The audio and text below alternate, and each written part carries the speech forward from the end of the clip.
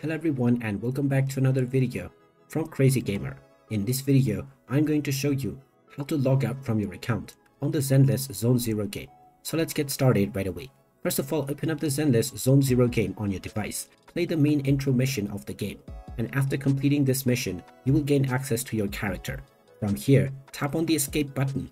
And from the pause menu, tap on more. Now within the more options, you will see the logout button. Go ahead and click on it.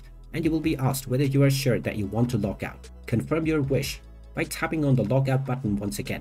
And now you will be logged out from your game within Zenless Zone Zero. If you wish to log back in, you can simply use your credentials once again, and you will be able to log in and continue from where you left off previously. And there you have it. That is how easy it is to log out from your account on Zenless Zone Zero. If you find this video helpful, make sure you hit that like button and subscribe to our channel if you haven't done so already. Also ring that notification bell to never miss another update from us. Thank you for watching and I will see you again in the next video.